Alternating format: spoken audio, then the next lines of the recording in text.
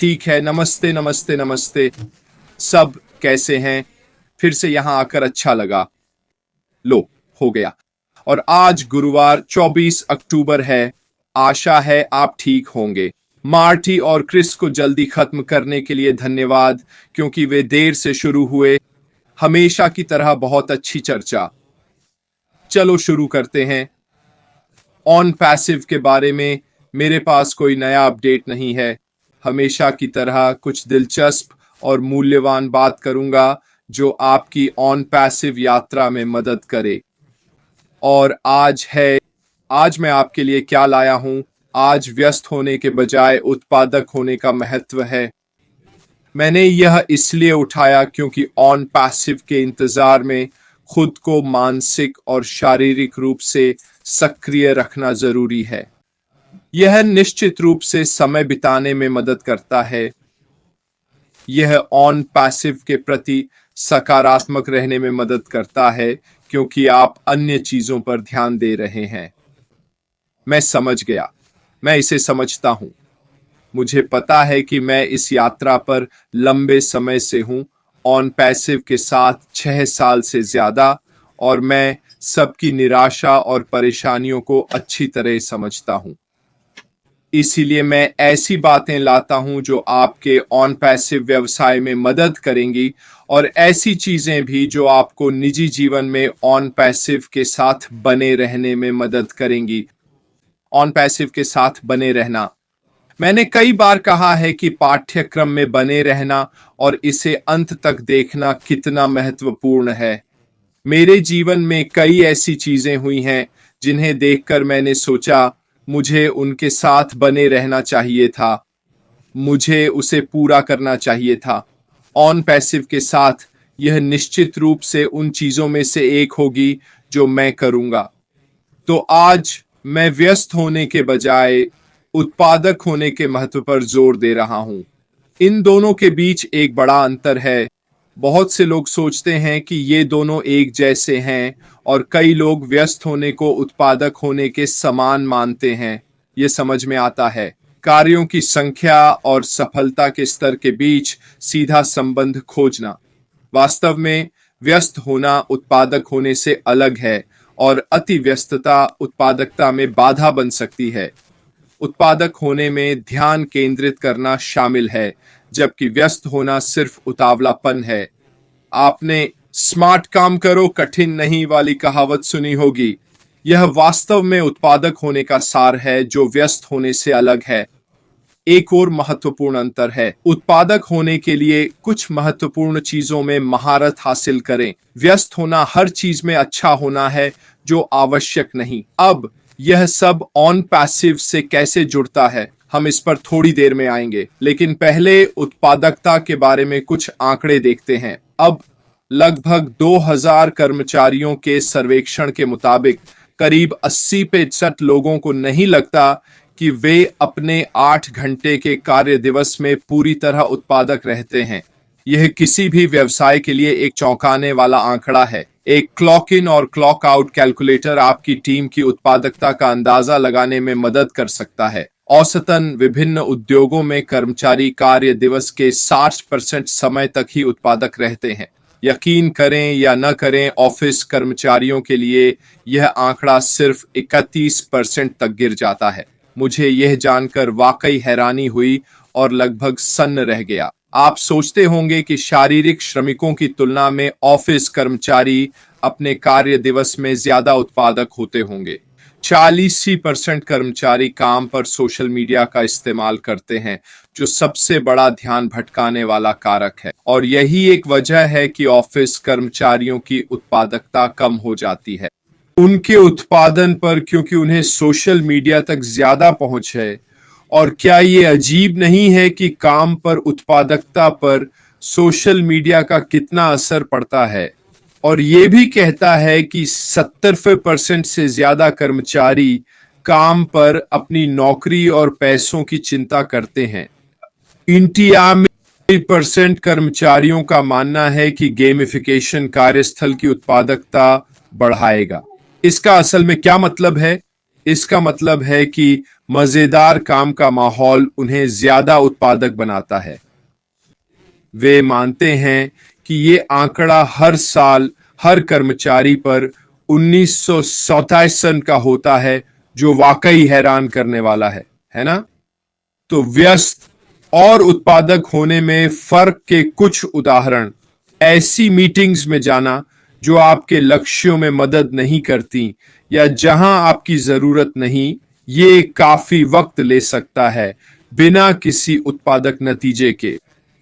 बिना काम किए सिर्फ प्लानिंग, ऑर्गेनाइजिंग या टू डू लिस्ट बनाने में बहुत वक्त लगाना, ये सब उत्पादकता का भ्रम बन जाता है, जबकि असल में कुछ हासिल नहीं होता। आप में से कितने लोगों ने ऐसा किया है?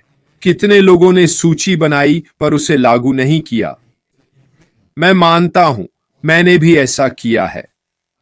यह बहुत अनुत्पादक हो जाता है जब आप इसमें समय लगाते हैं और कोई फायदा नहीं होता। फिर ऐसा क्यों करें?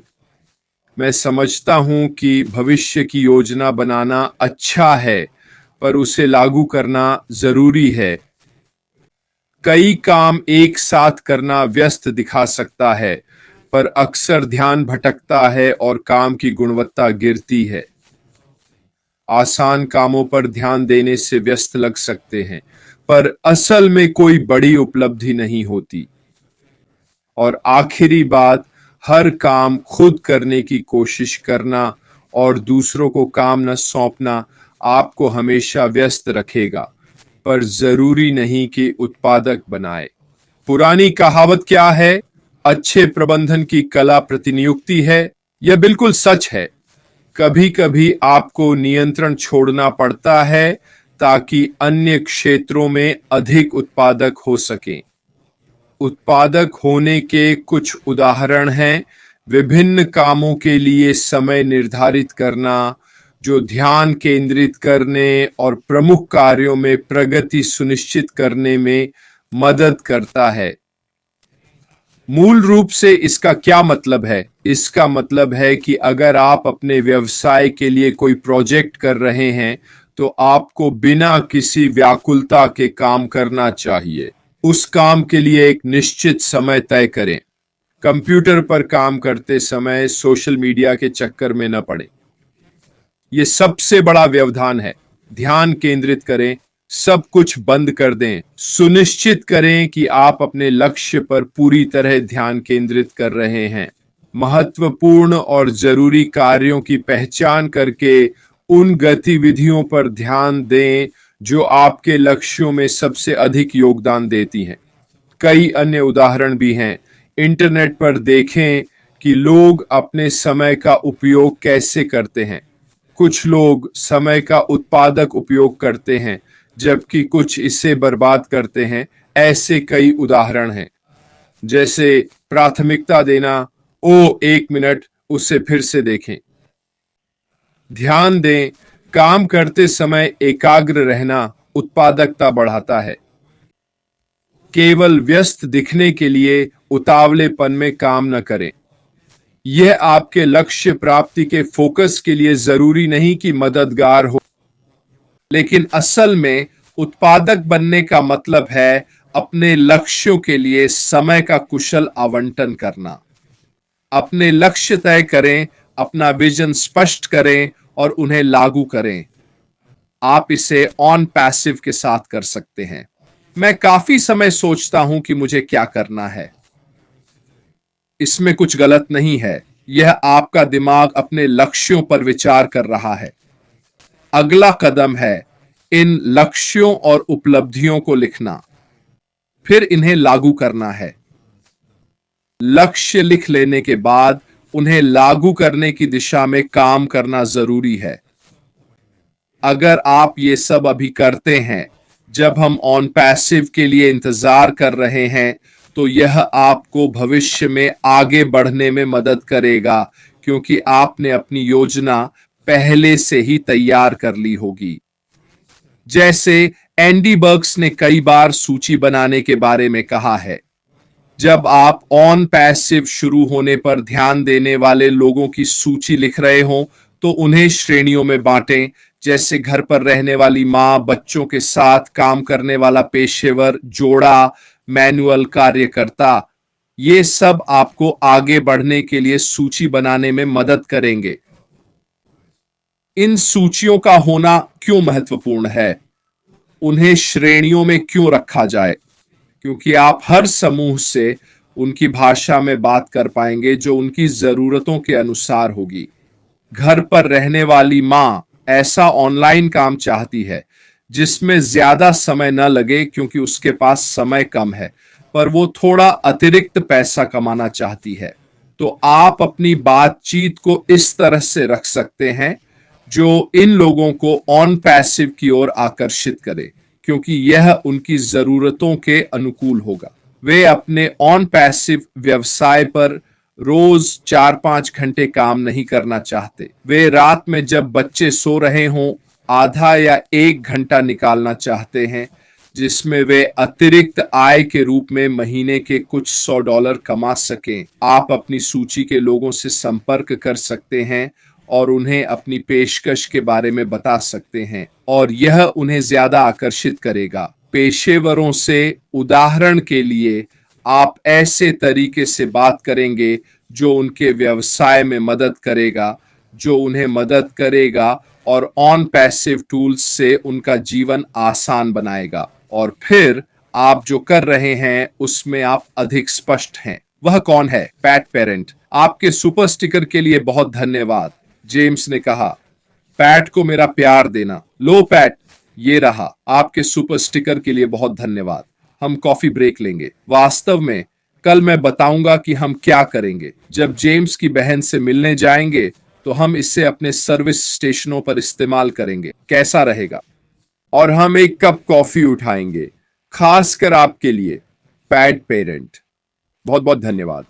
तो दोस्तों, मैं यहां क्या बताने की कोशिश कर रहा हूं?